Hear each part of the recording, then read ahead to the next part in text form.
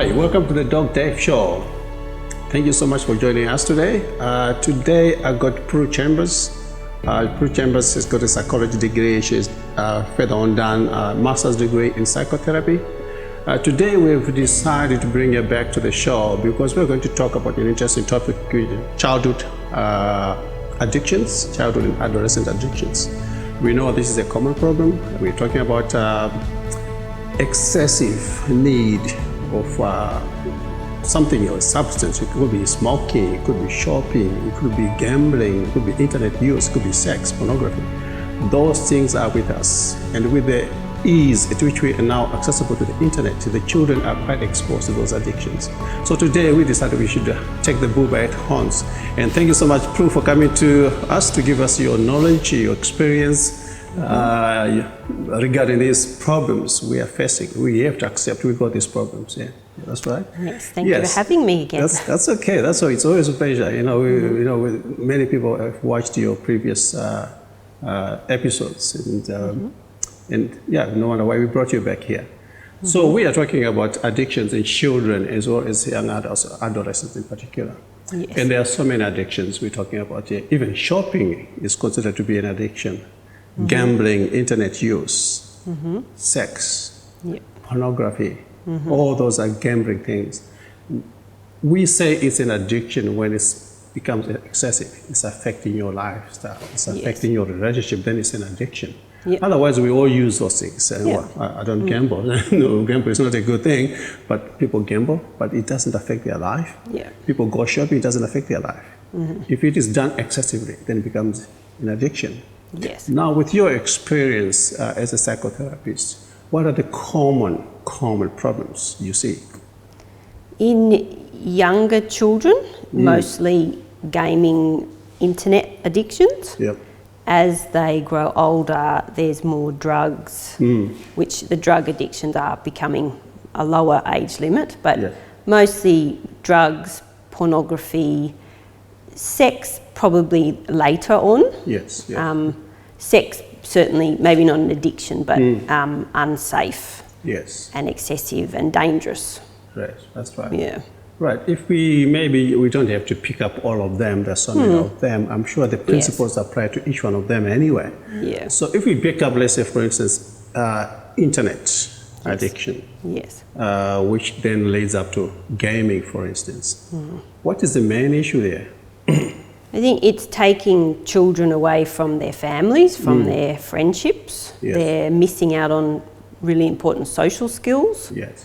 It begins to affect their eating, sleeping. Sleeping's a big one. Which then spirals into behaviour issues, problems at school, learning. And it just it spirals out of control. And some of the games they play, they're dangerous games.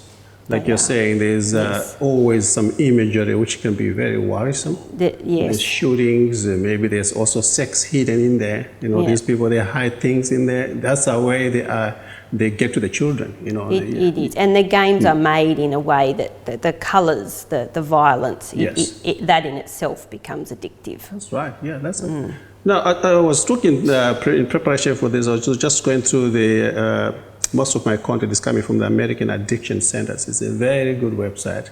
There's got lots of details of addictions and how parents can help and all that. We can find some helpful information there.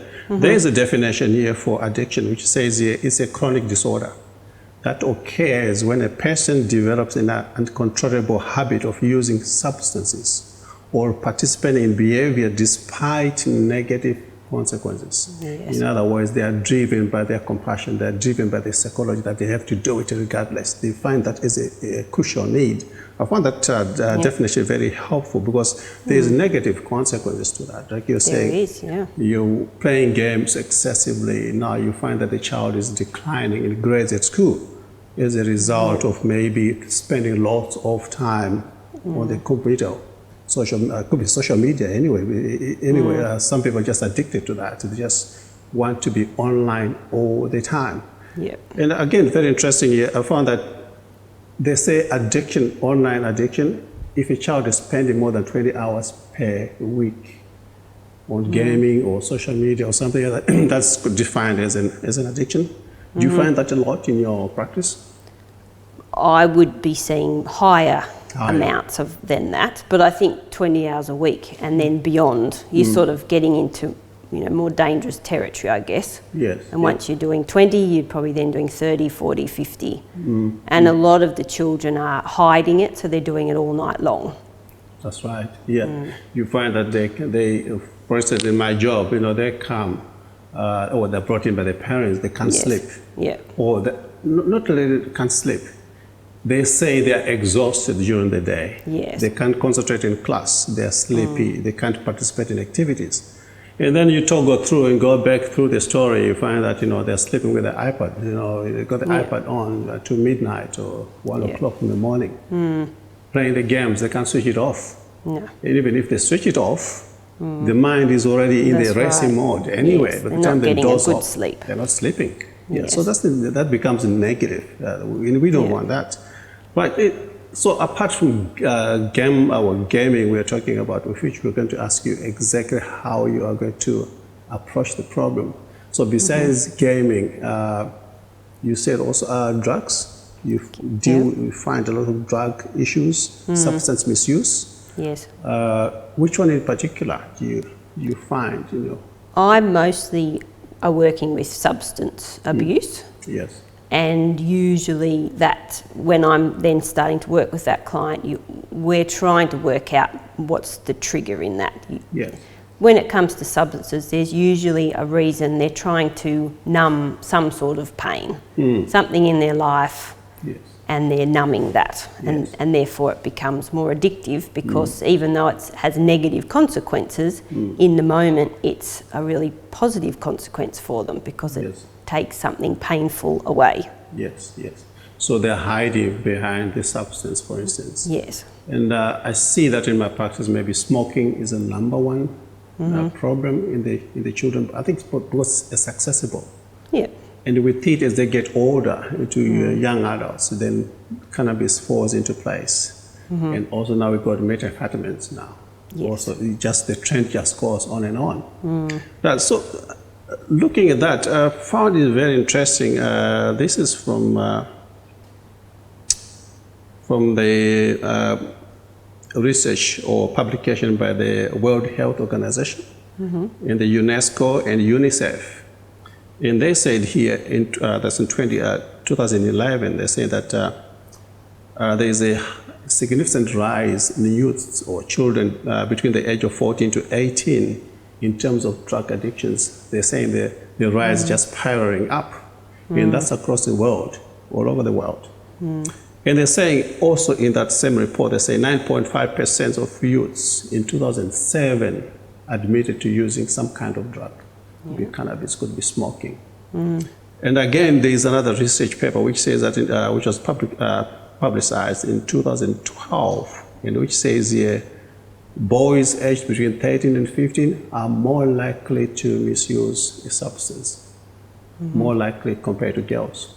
Okay. And which I've found it very interesting. They're saying Latin America and the Caribbean, it tops up in terms of substance misuse among the boys compared to the girls. Very interesting. You wouldn't expect that anyway. And another research, I just like research sometimes. That's why you get all the latest stuff. And they're saying there is an association between drug addiction and depression, particularly in adolescence. Yes. Well, there is a link. I haven't got the name of the literature here, but it's very interesting to know that there is a direct link to depression and addictions to the internet. And like you are saying, most of the children, they are hiding behind the substance to treat themselves. You see. They say they've got anger issues, they've got depression issues, or maybe they've got challenging lifestyles. So they hide by using this substance. They're hiding, they're self-treating themselves. They resort to that.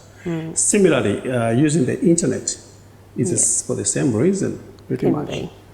They don't have interpersonal skills, like you're saying. They lose their interpersonal skills. They're more like on the internet, on the iPad. Or they're not getting them at all. Yeah. If they're starting really young. Yeah, and they can't have skills to make up relationships, to make up friends. Yeah. They're always on the computer. And on the internet, basically, they are also looking children of similar characteristics, maybe who got the same characteristics, so they have a virtual friendship rather than formal friendships. Yeah. So they got more friends on the internet than they have in normal life, which then in the long term affects their relationship when they go out in the world as adults. Yeah. How are they going to make a relationship with the boss? How are they going to make a relationship with the fellow workers at work?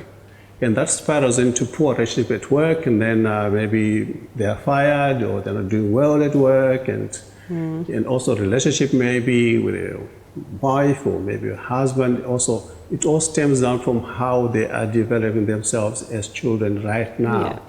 And learning how to have authentic connections, genuine, knowing the difference between genuine and not. Yes, that's right. Okay, that's okay. So, I mean, there's so many additions. There's so many. We talked about so many anyway, but we're not zoning into all of them. But the concept, like I said, is the same. Like addiction to caffeine. Somebody was just saying before the show, addicted to caffeine. Those things, we all got a little bit addictions, but if it's affecting your life, then it's a bad thing, okay? If it's becoming negative. Right, and so how about sex? Sex itself, have you found this to be a common issue? That there's certainly dangerous sexual behaviour beginning earlier. Probably mostly what I see is younger children starting to look at pornography, and then where that takes them. So they're then learning a lot of their sex education from pornography. Yes. And that then can lead into all sorts of issues of, how to treat mostly women. Usually it's women, how are they treating women, what's sex meant to be like.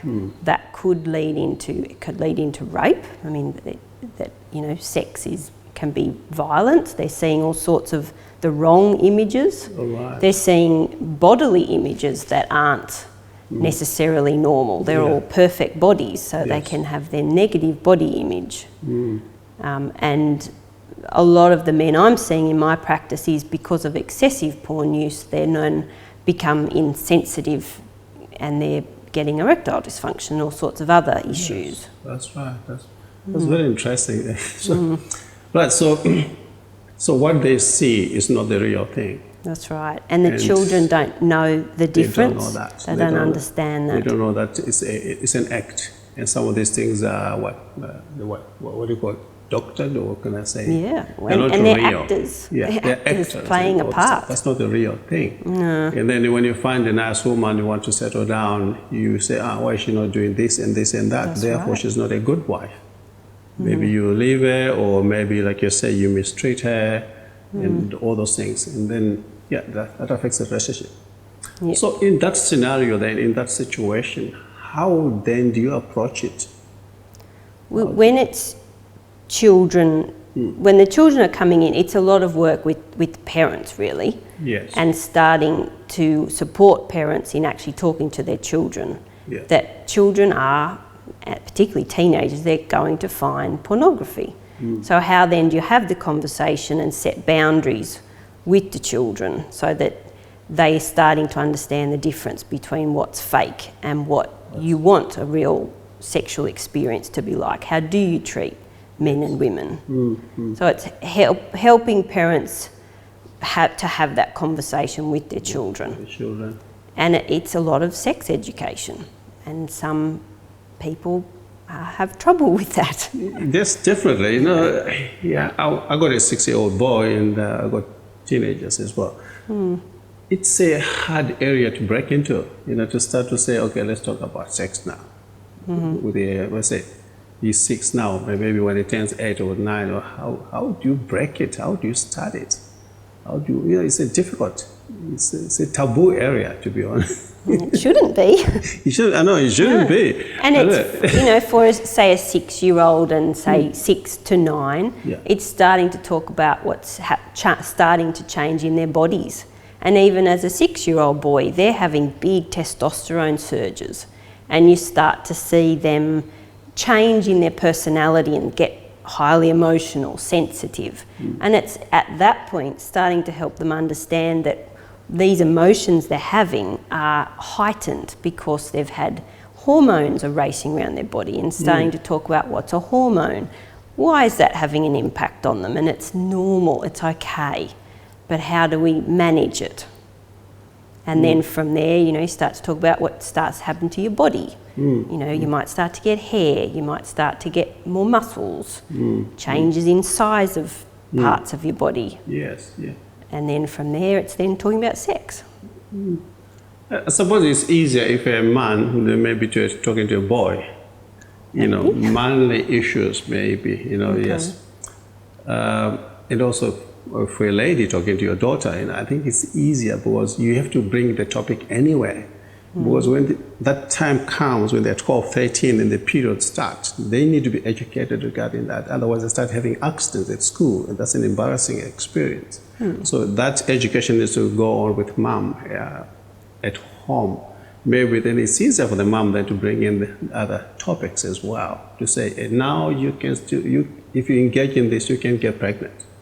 Yes, so. That's right. But it's also important to involve a dad to start to show respect for what's happening to his daughter, and that it's not to be embarrassing. It doesn't need to be embarrassing. This is normal. This is what happens. Right. And it's the dad showing respect for these changes. They may not talk so nitty-gritty as the mother might, yes, but it's important that she doesn't feel like it's not something she can share with her dad. And same goes for the mother with their son. This is all normal. Yes, you might get an erection. Yes, you might want to masturbate. This is all really normal. And the more normalised it is, the less you'll verge into addictions. Now, let's talk about smoking. Because smoking is one other area which is very, very troublesome in the sense that because it has got long-term significant health issues. If you're a smoker, risk of heart disease, which is #1 killer in the world, is very high as you get older. You see some changes in the heart is not working, the lungs, now you have trouble breathing and stuff.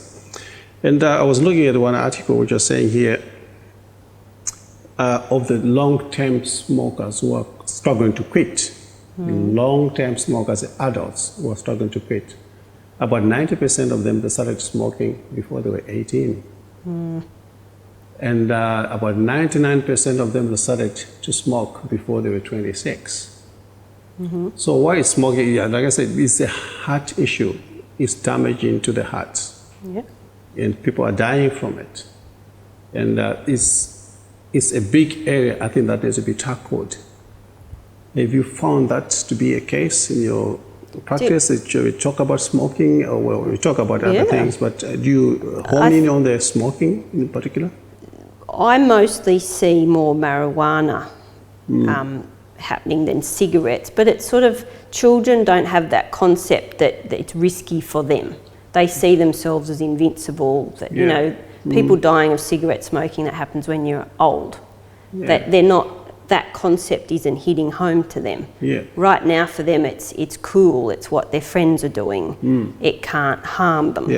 So it's how to get the concept that they understand that, what's uncool about it, what's disgusting about it, and creating a healthy, fit sport.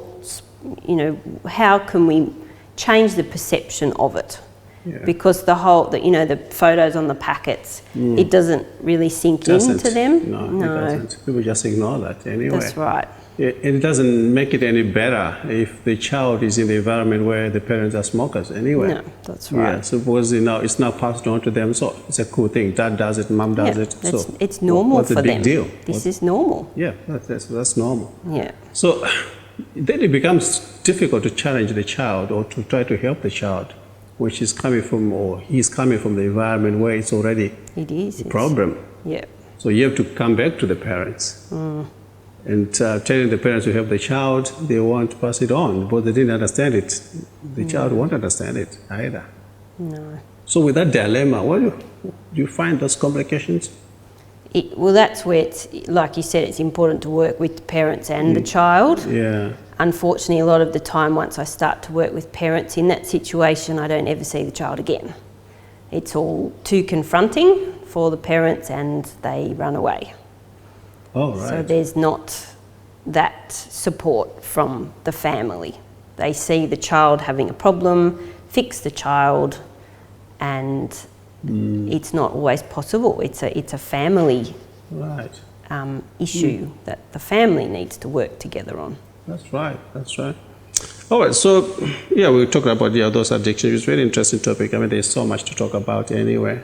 But so we're looking at the parents. If you can just pinpoint, how would you tell the parents to say, okay, I got my child who's doing the SMEs, pornography, or maybe excessive gaming, maybe now starting to sneak in, having a cigarette and all that stuff. How can we pinpoint to say 1, 2, 3, maybe parents, can you try this? Well, number one is just to talk to your children. Yeah. To build a positive, trusting relationship where the child knows that no matter what, they can come to their parent and talk about it. Yes. And yes, if they've done the wrong thing, they might have consequences, but ultimately they know they can trust their parents to be on their side and help them. Yes. And to build realistic boundaries for the children and reinforce the boundaries. Right. And talk with the child about what these boundaries are and why there's those boundaries. And that it's the parent's job to keep, we're trying to keep you safe. It's our job to keep you safe. That's why there's these boundaries. And to have that positive relationship, you've got to work on that. So it's actually spending time with your children, quality time, so that there's that mutual respect that builds from a young age. And that the children want to, make their parents proud and have that respectful relationship together.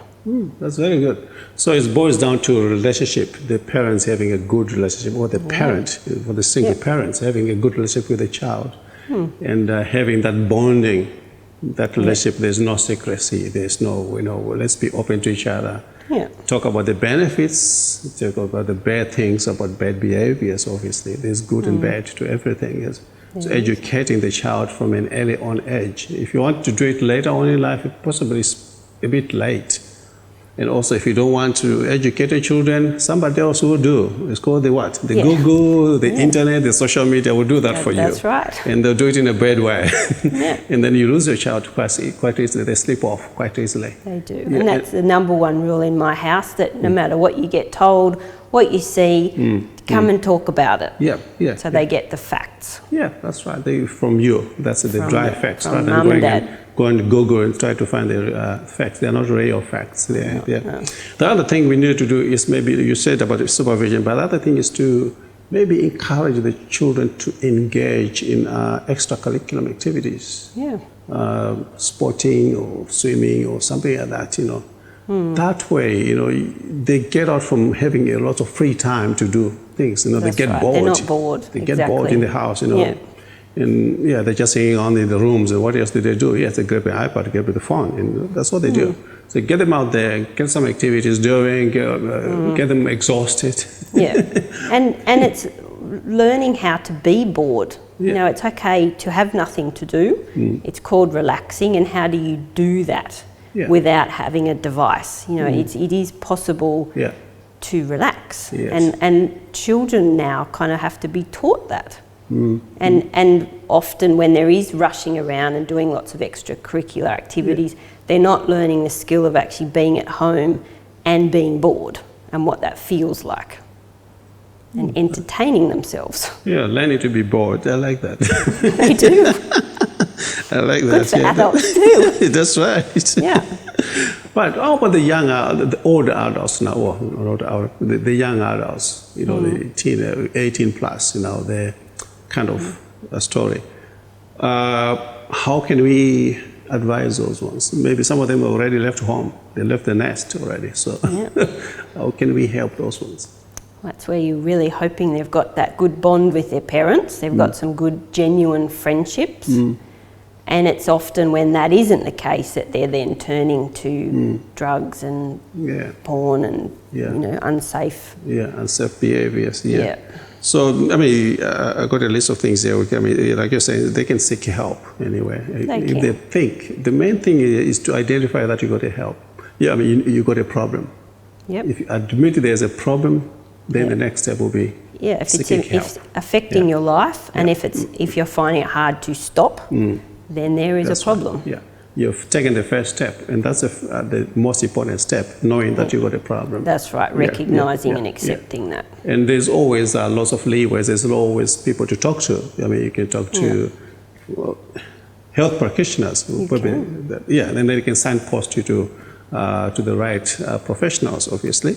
If you're still in school or university or whatever, I mean, there's always a dean of students or student affairs or something like that. You know, there's lots of help out there. They'll give you the help that you need anyway. And there's always Lifeline if you're wanting it to be a bit, you know, unknown initially. And that it's okay if you start to try and change your behaviour and you fail, that's okay. You start again. You start again. That's right. Never give up. That's right. Especially smoking. That's why we try to hone in on smoking, because it's an addiction that's so difficult to come out of if you've gone for so many years doing it. So you need lots of help. So that's okay. So you may tumble, so you pick up again, try again, get motivated, psychologically be ready for it. Okay. And rejoice in, you know, the fact that you did stop for however long you did. You know, that is a success. You celebrate every small milestone. That's right. I always tell my patients to say, okay, set up small achievable milestones. Okay, you've been smoking 40 a day. I see that, 40 a day. And I say, okay, slash it down to 20 or maybe 30. And let's celebrate the 30. We're now to 30, we celebrate. Okay, let's go down to 20. And then we start to give some aids after that. And notice the changes from the 40 to the 30. What are you noticing? What's good about this? Often comes to the maths. We do the maths. We work out the cost of the cigarettes. How much have we saved this month? Do a calculator. You know, I've saved so much, $50 or $60. That's a lot of money. You can go and do something with your family with the $60, you know, so that's a motivation itself. Definitely. But stress management, that's another one. Stress management, like I said, kids get bored, they're annoyed, things are not working well in school, or maybe all those things, pressures of life, peer pressure and all that stuff. Stress management will be another way of maybe trying to target to see if we can help them. How do we encourage stress management? What do you encourage your clients? So it's kind of that learning to be bored, learning how to stop and be still, and you know, lots of people talk about meditation. It's finding what's right for you. Whether it is meditation, whether it's relaxing, whether it's going for a swim in the beach, whether it's going for a walk or patting your dog. It's whatever it is for that person that allows them to reduce their stress, to be still and just, you know, relax. What is that for each different person, and everyone's different. Yes, that's right. I suppose the biggest challenge for children, adolescents and young adults is the peer pressure.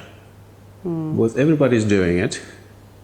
How can I be the odd man out? You know, and I'm falling off the group if I'm saying, okay, smoking is not right, I'm not doing pornography, I'm not doing all this sexy, I'm out of sync with everybody else. So peer pressure is a big one. It is, and that's where knowing their own identity and feeling really strong in that is what makes the difference, so that they can stand alone or with their few friends and be unique in that. I'll tell you, so it's always a pleasure having you on the Dr. F Show, and we really appreciate your wealth of knowledge regarding these things, and we appreciate, whatever you're doing in the community, keep on focus, keep on helping us, because I mean, ultimately we're doing the same thing. We're all targeting, we've got the same objectives anyway, to make the best out of people. So thank you so much for coming to the show again. Ladies and gentlemen, thank you so much for tuning in to the Doc Dave Show today. It has been a pleasure. We just try to break things down, but ultimately it's all starts in the home. It's about building up your relationship with your children and trying to advise them to do the right thing, talk about the negative things ultimately. And then if help is needed out there, maybe the whole family may need help, or maybe the child needs help. Yes, seek help. It does help in the long run, in the long term. When the child is an adult now, it's maybe too late. So it's better we get help, the sooner the better. So thank you so much for tuning in, and keep safe, and God bless you. Bye-bye for now.